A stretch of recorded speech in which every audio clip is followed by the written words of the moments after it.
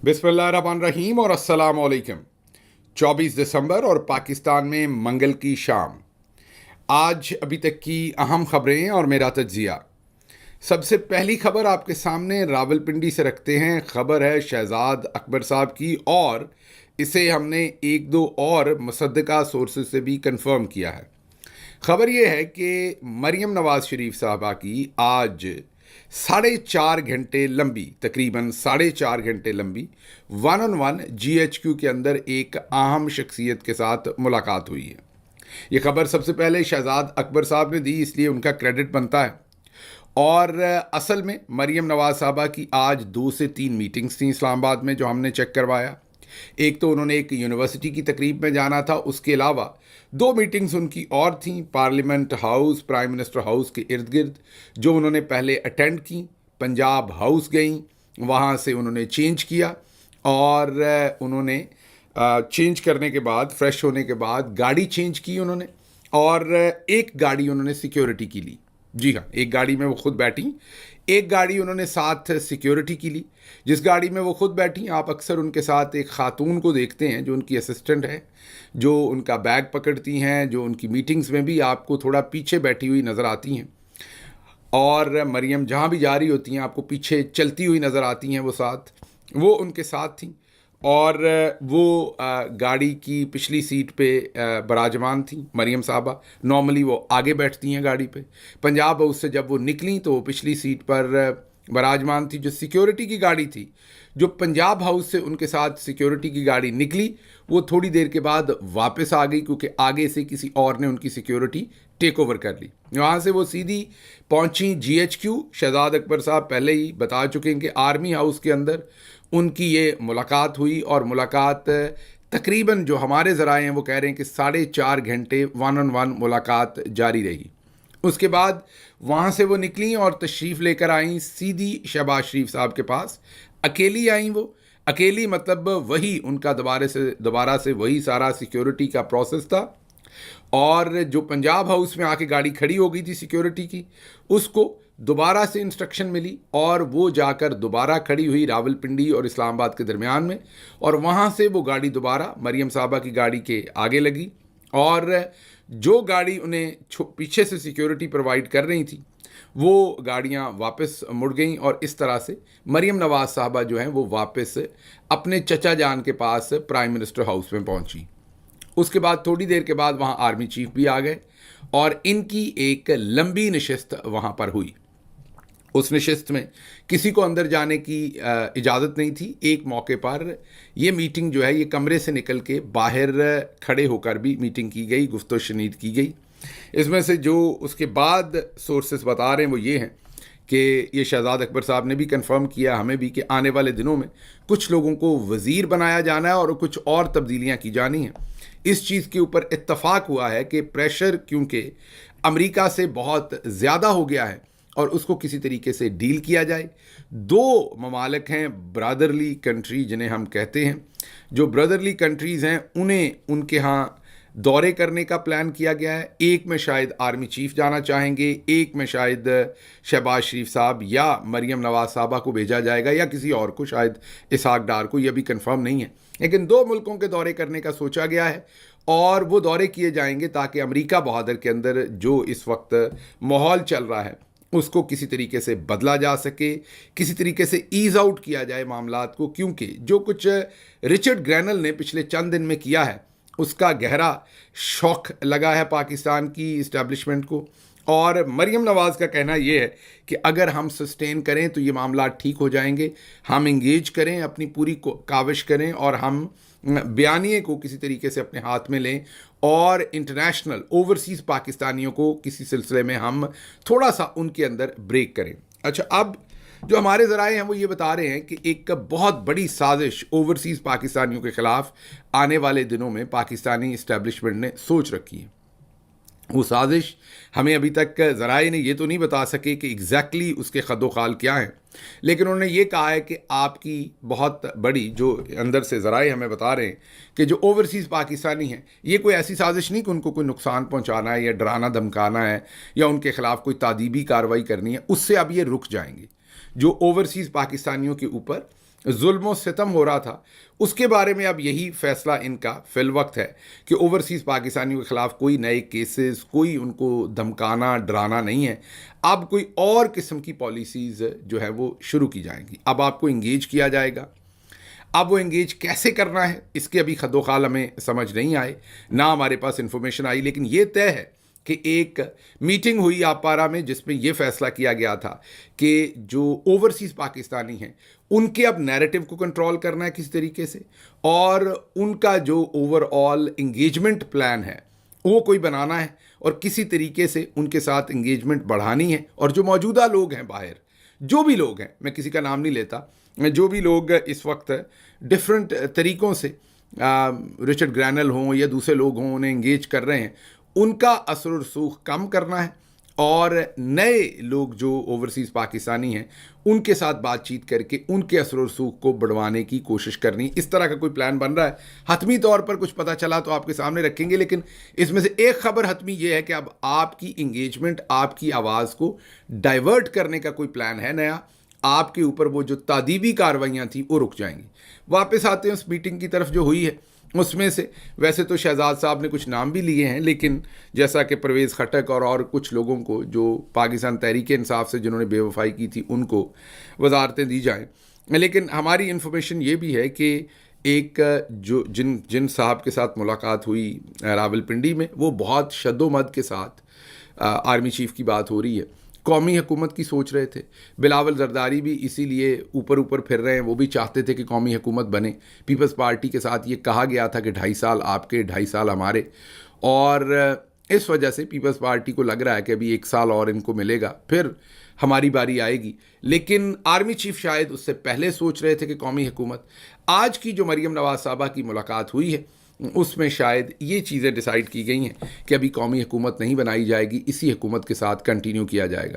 کس کس کو وزیر بنایا جاتا ہے، مقصد اوور آل یہی ہے کہ ایک تو پاکستان کے اندر یہ فیل دینی ہے، کیونکہ اسلام آباد میں جس بھی صحافی سے بات ہوتی ہے وہ یہی کہتے ہیں کہ سب کچھ ہل گیا ہے، اس وقت جو موجودہ گورنمنٹ ہے، موجودہ اسٹیبلشمنٹ ہے، وہ اپنے پاؤں پر اس طرح سے نہیں ہے، سارے اپنا کانفیڈنس لوز کر بیٹھے ہیں، لیکن دوسری طرف انہوں نے آپ کے ساتھ ایک سایاب کھیلا ہے بڑا زبردست، اور آنے والے دنوں میں بھی آپ کے ساتھ کھیلیں گے، اور وہ سایاب یہ ہے کہ انہوں نے ڈی چوک میں جو قتل و غارت کی اس پر پوری دنیا بات کر رہی تھی کہ انہوں نے جان بوجھ کے بیچ میں ملٹری کورٹس کا فیصلہ کروا دیا۔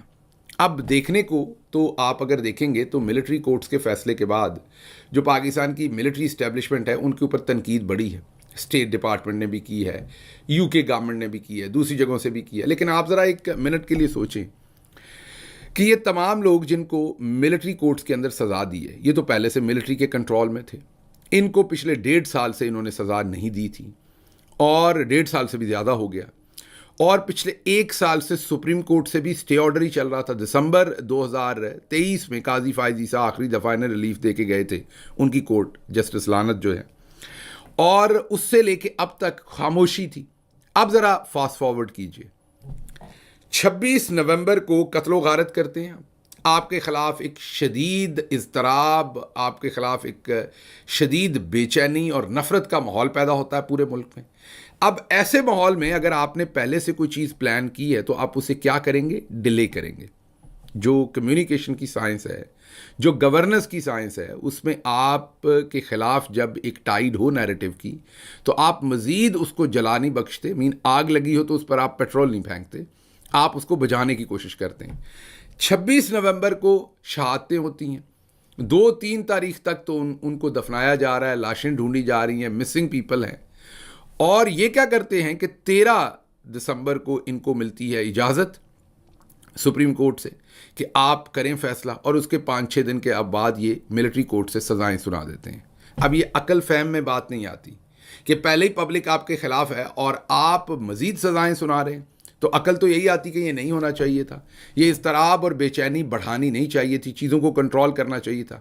تو پھر آپ سوچ رہے ہوں گے کہ جنرل عاصم منیر اور ان کے ساتھیوں نے ایسا کیوں کیا؟ میں آپ کو بتاتا ہوں، کیونکہ ڈائیورژن چاہیے تھی، ڈائیورژن چاہیے تھی، اور ڈائیورژن کیا چاہیے تھی کہ ڈی چوک کی قتل و غارت اتنا بڑا جرم ہے کہ اس کے اوپر بات ہونی بند ہو اور اس کے لیے نیا شوشہ کھول دیں۔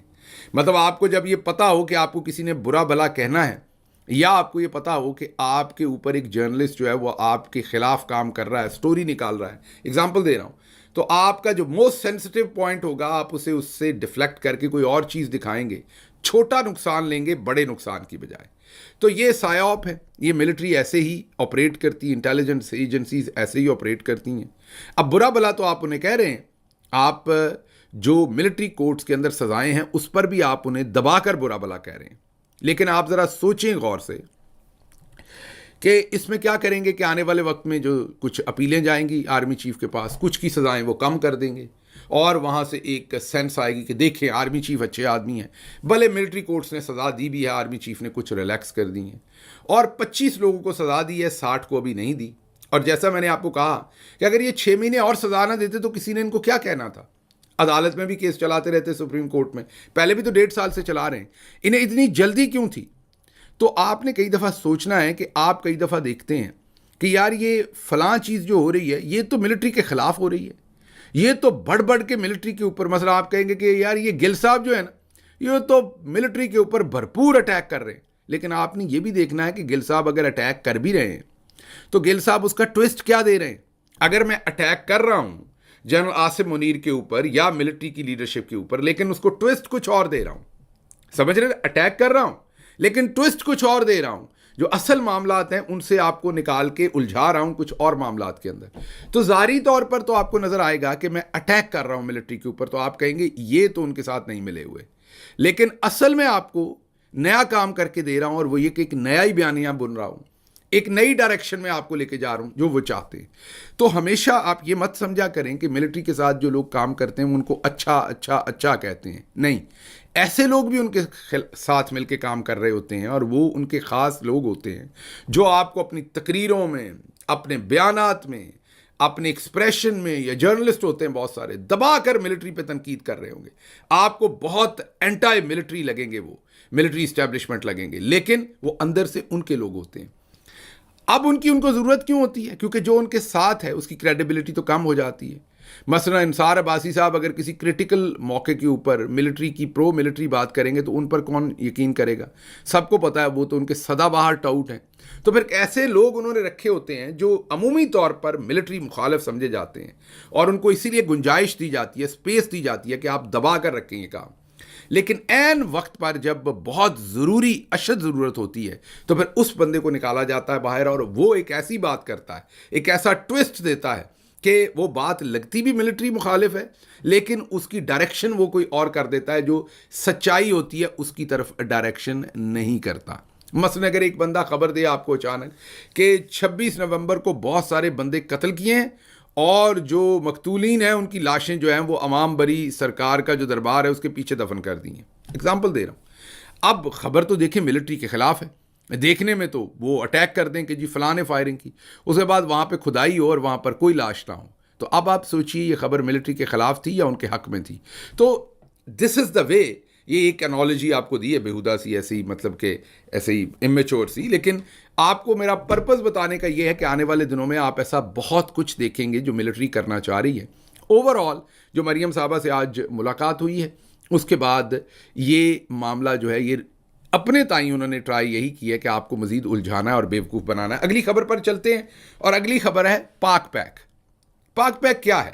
پاک پیک انتہائی پڑھے لکھے، انتہائی محب وطن پاکستانی، امریکن پاکستانی، ظاہر ہے ان میں سے کچھ لوگ امریکہ میں پیدا ہوئے، ان کے والدین جو ہیں وہ پاکستان سے آئے یا بہت چھوٹے تھے جب پاکستان آئے. وہ بہت سارے ہیں جو پاکستان میں ہی جوان ہو کے میڈیکل کی تعلیم لے کے یا بزنس کے لیے یہاں پر تشریف لائے. اجلے پاکستانی ہیں جو کسی بھی سوسائٹی کی کریم ہوتی ہے وہ ہیں. اور یہ لوگ ہیں جنہوں نے HR 901، وہ جو پہلے کانگریس میں 367 ووٹس پڑے تھے، وہ اگر اس سارے کا آپ دیکھیں تو اگر 70-80% کام ان کا تھا، 30% دوسرے لوگ. ہماری سوسائٹی میں دو چیزوں کی بہت کمی ہے ہمارے کلچر میں، پاکستانی کلچر میں. ایک تو ہم اپریشیٹو نہیں ہیں. اگر کوئی ہمارے خاندان سے کوئی بھتیجا، بھتیجی، کوئی کزن، کوئی بھی اور یا ہمارے محلے میں سے اچھا کام کرتا ہے تو ہم اس کو اپریشیٹ نہیں کرتے. ایون یہاں تک نہیں کرتے، خواتین بھی اگر کسی پارٹی میں ہیں اور وہ ایک دوسرے کے جوڑے کی تعریف کرتی ہیں تو جیسے ہی وہ خاتون پرے جاتی ہے تو کہتی ہیں میں نے تو ایسے ہی کہہ دیا، بہت ہی فضول لگ رہا تھا اس کے اوپر یہ جوڑا، بالکل بھی دیکھو اچھا نہیں. تو ایک تعریف کی تھی 10 ہم اس کے خلاف اب باتیں بعد میں کرتے ہیں اکٹھی ہو کر یا اکٹھے ہو کر.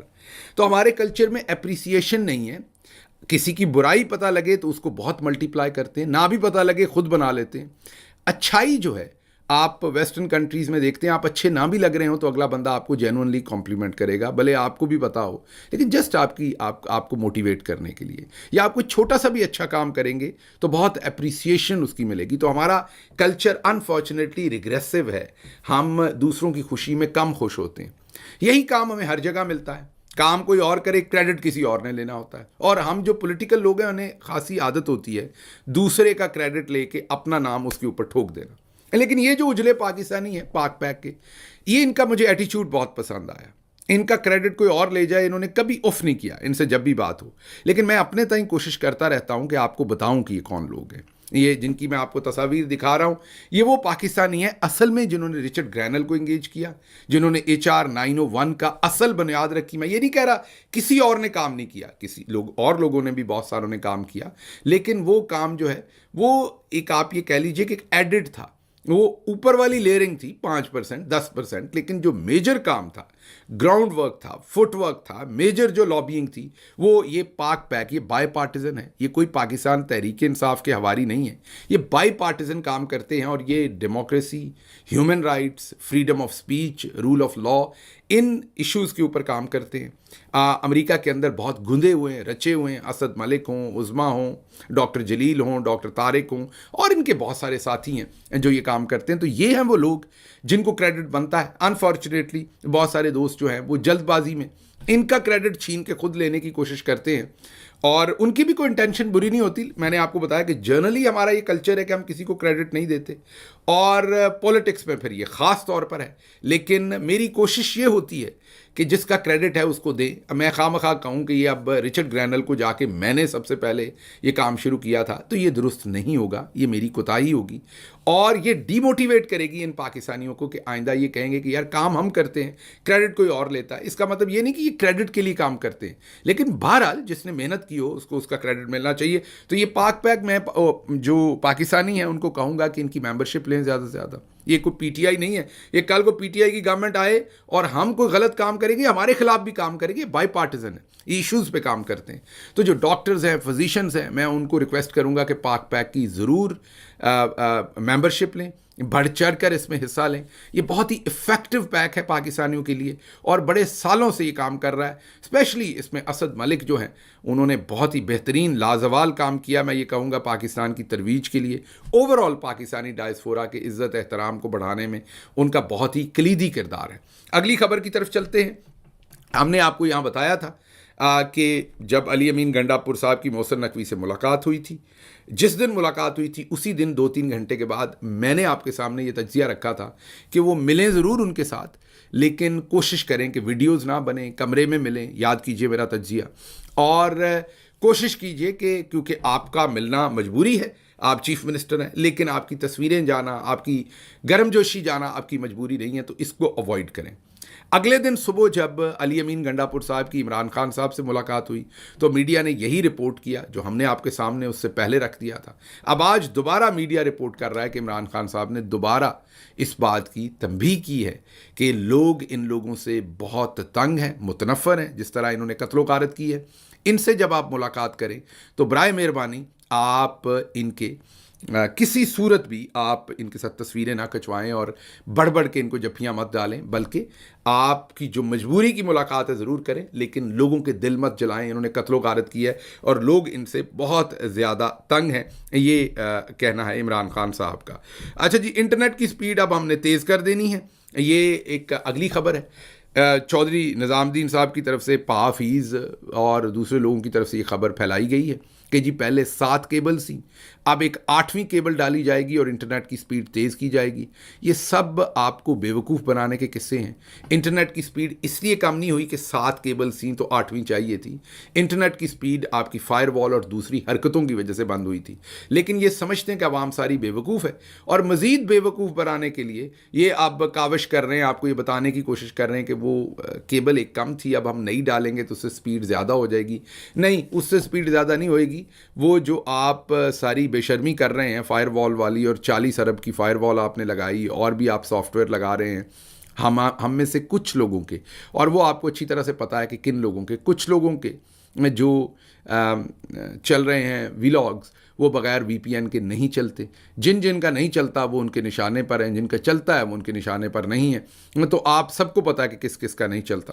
تو یہ سارے کام کر کے انٹرنیٹ جو ہے وہ سلو کیا گیا ہے. کیبلز کا کوئی رولا نہیں ہے, لیکن کیونکہ ہم نے ہمیشہ ہی جھوٹ بولا ہے تو ہم ایک اور جھوٹ جو ہے وہ لوگوں کے سامنے رکھ رہے ہیں. بہرحال اس کے ساتھ ہی کچھ باجی مریم کی اور بڑی انٹرسٹنگ خبریں ہمارے سامنے چیف منسٹر آفس سے اور دوسری جگہوں سے صبح آپ کے سامنے رکھیں گے. مجھے دیجیے اجازت. اللہ آپ کا حامی اور ناصر ہو. پاکستان زندہ باد.